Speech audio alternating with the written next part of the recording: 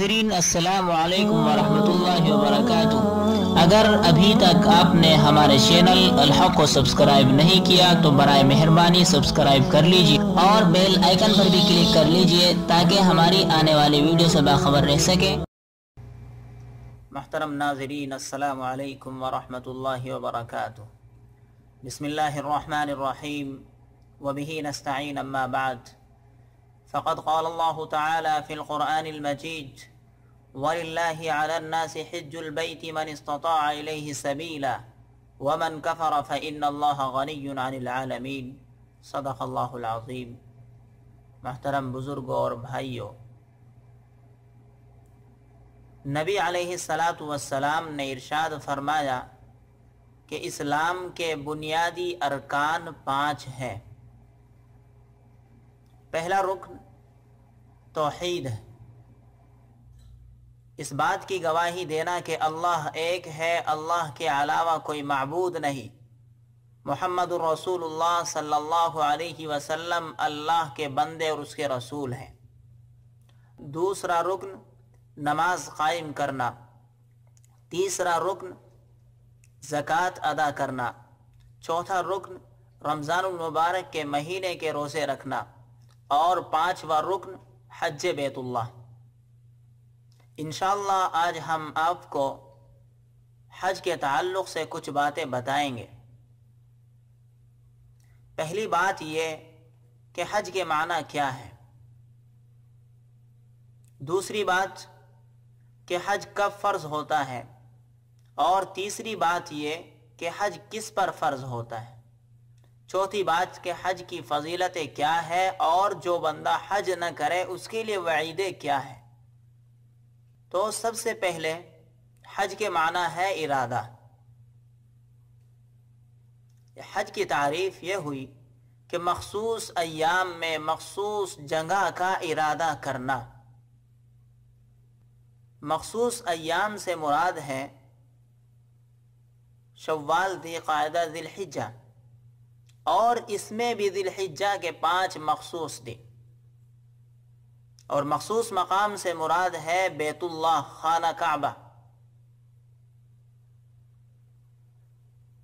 تو اللہ تبارک و تعالی نے قرآن مقدس کے اندر ارشاد فرمایا کہ جو تم میں سے استطاعت رکھے، جو تم میں سے طاقت رکھے، جو تم میں سے اتنا مال اپنے پاس رکھے کہ وہ حج کر سکتا ہو تو وہ حج کرے، حج اس پر فرض ہے۔ جس طرح نماز فرض ہے، زکوٰۃ دینا فرض ہے، رمضان المبارک کے مہینے کے روزے رکھنا فرض ہے، اسی طرح حج بھی فرض ہے۔ حج کب فرض ہوتا ہے؟ حج اس وقت فرض ہوتا ہے جب بندے کے پاس اتنا مال ہو جس سے وہ بیت اللہ تک جا سکتا ہو اور وہاں رہ کر اپنا خرچ اٹھا سکتا ہو اور واپس بھی آ سکتا ہو، اور جن اہل و عیال کا خرچ اس کے ذمے ہے اس مدت کے اندر، ان دنوں کے اندر ان کا خرچ بھی اٹھا سکتا ہو۔ اگر کسی بندے کے پاس اتنا مال ہے تو اس پر حج فرض ہو جاتا ہے۔ اب حج کس پر فرض ہوتا ہے؟ حج ہر مسلمان عاقل بالغ پر فرض ہے۔ تیسری چیز یہ کہ جس پر حج فرض ہو جائے، اگر وہ حج ادا کرتا ہے تو اس کے لیے کیا کیا اللہ کے انعامات ہیں، اور جس پر حج فرض ہو جائے اگر وہ حج ادا نہ کرے تو اس پر اللہ کی کیا کیا وعیدیں ہیں۔ تو اللہ تبارک و تعالی نے قرآن کی اسی آیت کے اندر فرمایا وَمَنْ كَفَرَ فَإِنَّ اللَّهَ غَنِيٌّ عَنِ الْعَالَمِينَ، کہ جو بندہ حج فرض ہونے کے باوجود اس کے پاس مال بھی ہے، سب کچھ ہے، پھر بھی حج نہ کرے تو اللہ تعالیٰ بے نیاز ہے۔ اور جو بندہ حج فرض ہونے کے بعد حج ادا کرتا ہے اس کے لیے کیا کیا انعامات ہیں۔ تو بہت ساری احادیث اس تعلق سے وارد ہوئی ہے، بہت ساری احادیث نبی علیہ السلام نے بیان فرمائی ہے۔ ان میں سے چند احادیث انشاءاللہ تعالی ہم آپ کے سامنے بیان کرتے ہیں۔ پہلی حدیث ہے حضرت ابن عمر رضی اللہ عنہ کی۔ اللہ کے نبی صلی اللہ علیہ وسلم نے ارشاد فرمایا کہ جو بندہ حج فرض ہونے کے بعد حج کرتا ہے اور وہ حج اللہ کی رضا کے لیے کرتا ہے تو اللہ تبارک و تعالی اس کے تمام گناہوں کو معاف فرما دیتے ہیں، اور وہ ایسا ہی ہو جاتا ہے جیسا اپنی ماں کے پیٹ سے پیدا ہوتے وقت ایک بچہ ہوتا ہے۔ جس طرح وہ بچہ تمام گناہوں سے پاک ہوتا ہے، حاجی بھی اسی طرح تمام گناہوں سے پاک ہو جاتا ہے۔ اسی طرح کی ایک دوسری حدیث امام بخاری علیہ الرحمہ نے بیان فرمائی ہے، جس کے راوی حضرت ابو ہریرہ رضی اللہ عنہ ہے۔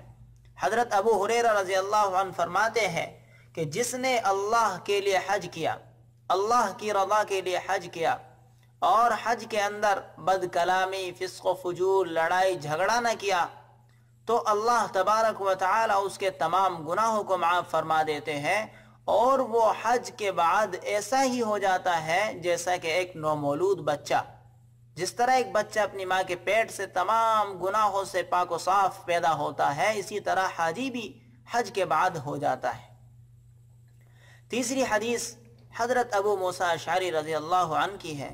وہ فرماتے ہیں کہ نبی علیہ السلام نے ارشاد فرمایا کہ اللہ تبارک و تعالی حاجی کو 400 لوگوں کی شفاعت کا حق عطا فرمائیں گے، اور بعض الفاظ حدیث سے معلوم ہوتا ہے کہ 400 گھرانے کی شفاعت کا حق اللہ تعالیٰ ایک حاجی کو دیں گے۔ اس کے علاوہ نبی علیہ السلام نے ایک حدیث بیان فرمائی کہ حج مبرور کا بدلہ جنت ہے۔ اب حج مبرور کیا ہے؟ وہ حج جو اللہ کی رضا کے لیے کیا گیا ہو، جس میں گناہ، فسق و فجور، لڑائی جھگڑا نہ ہو، اور تمام ارکان کو سنت کے طریقے سے صحیح طریقے سے ادا کیا گیا ہو۔ اگر بندہ ایسا حج کرتا ہے تو ایسے حج کا بدلہ اللہ تبارک و تعالی اس کو کیا دیں گے؟ جنت عطا فرمائیں گے۔ تو میرے بھائیو، اس کے علاوہ بھی بہت ساری احادیث نبی علیہ السلام نے حج کے تعلق سے بیان فرمائی، بہت ساری احادیث ہیں، اور انشاءاللہ ہم آج سے قسط وار حج کے تعلق سے ویڈیو بنائیں گے، اور انشاءاللہ حج کا مسنون طریقہ کیا ہے، احرام کا صحیح طریقہ کیا ہے، احرام کس طرح باندھنا چاہیے، طواف کس طرح کرنا چاہیے، طواف کا صحیح طریقہ کیا ہے، سعی بین الصفا والمروہ کا صحیح طریقہ کیا ہے، اور اسی طرح حج کے صحیح ارکان کس طرح ادا کیے جائے، حج کے فرائض کیا ہے، واجبات کیا ہے، حج کے نوافل کیا ہے، حج میں مستحبات کیا ہے، کیا کیا دعائیں حج میں کرنی چاہیے، کس طرح کرنی چاہیے، اور کن کن مقامات پر دعا کرنی چاہیے۔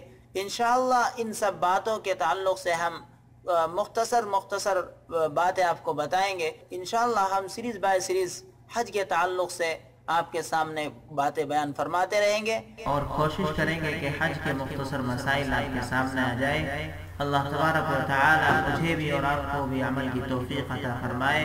اللہ تعالی ہمارے آنے کو قبول فرمائے، ہمارے حج کو قبول فرمائے، اور ہماری دعاؤں کو قبول فرمائے۔ وآخر دعوانا الحمدللہ رب العالمین۔